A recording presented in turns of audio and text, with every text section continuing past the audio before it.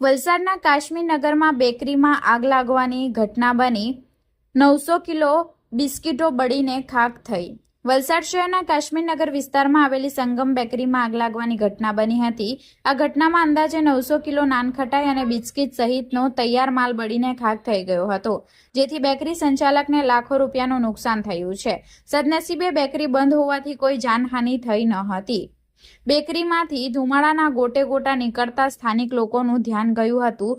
આજુબાજુના રહીશોએ તુરંત જ બેકરી સંચાલક અફઝલ ખાન અને વલસાડ નગરપાલિકાના ફાયર બ્રિગેડને જાણ કરી હતી, જેથી ફાયરની ટીમે સ્થાનિકોની મદદથી આગ પર કાબૂ મેળવ્યો હતો। બેકરી સંચાલક અફઝલ ખાને જણાવ્યું કે તેઓ રાત્રિ દરમિયાન બેકરી બંધ કરી ઘરે ગયા હતા। પૂરના કારણે નીચેનો માલ ઉપર ભઠ્ઠી પાસે ચડાવીને મૂકવામાં આવ્યો હતો। પ્રાથમિક દ્રષ્ટિએ શોર્ટ સર્કિટના કારણે વાયરિંગમાં આગ લાગી હોવાનું જણાઈ આવ્યું હતું। ગીચ રહેણાંક વિસ્તારમાં આવેલી બેકરીમાં આગ લાગવાની ઘટનાને પગલે વલસાડ નગરપાલિકા દ્વારા કરવામાં આવતા ફાયર સેફટી અને સુરક્ષા ચેકિંગ સામે ગંભીર પ્રશ્નો ઊભા થયા છે।